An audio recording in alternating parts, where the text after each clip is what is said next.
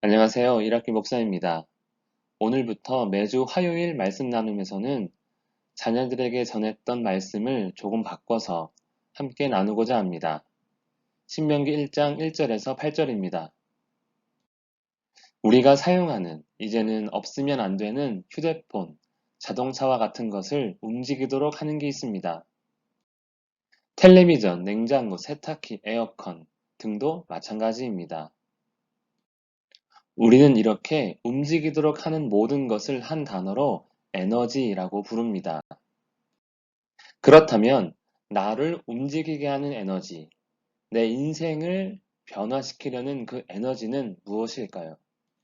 음식도 있고 가족, 친구, 어떠한 보상, 취미들이 있을 것입니다. 신명기서는 모세가 출애굽 세대가 아닌 광야에서 태어났고 자란 광야 세대에게 전한 말씀입니다. 광야 세대에 맞도록 바꿔 다시 전한 하나님의 말씀, 가르침, 이것이 신명기서입니다.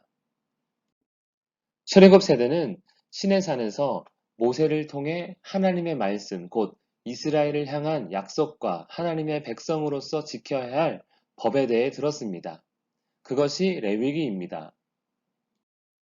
광야 세대는 요단 동편 땅, 모압 평지에서 역시 모세를 통해 하나님의 말씀을 들었는데 출애굽 세대의 실패를 거울 삼아 가나안 땅에 들어가서는 하나님의 말씀에 순종하여 저주가 아닌 복을 누리라는 것이 그 중심 내용입니다.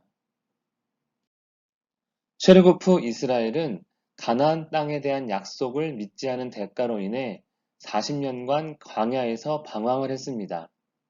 그리고 40년이 되어 하나님은 이스라엘을 요단 동편 땅으로 인도하셨고 그곳에서 다시 가르치십니다. 광야 세대를 향한 하나님의 가르침은 시내산에서 받은 율법으로부터 시작합니다. 그리고 그 첫 번째 가르침은 가라입니다. 너희가 이 산에 거주한 지 오래니 방향을 돌려 행진하여 가고 가라. 한마디로 이제 시내산을 떠나 가나안 땅으로 가라입니다. 이렇게 이스라엘이 시내산에서 출발해 가나안 땅으로 움직이게 된 이유가 있습니다. 무엇입니까? 바로 하나님의 약속입니다. 아침에 출근하면 저녁에는 집으로 돌아가듯 우리의 생활은 항상 어디론가를 향하고 있고 움직이고 있습니다. 장소적인 것뿐만 아니라 진학, 취업을 통해 꿈과 행복을 향해 가고 있는 것입니다. 이렇게 우리를 움직이게 하는 이유, 움직이게 하는 것, 성공, 곧 복입니다. 하나님은 이스라엘에게 가서 그 땅을 차지하라고 말씀하십니다. 이것은 하나님의 약속입니다.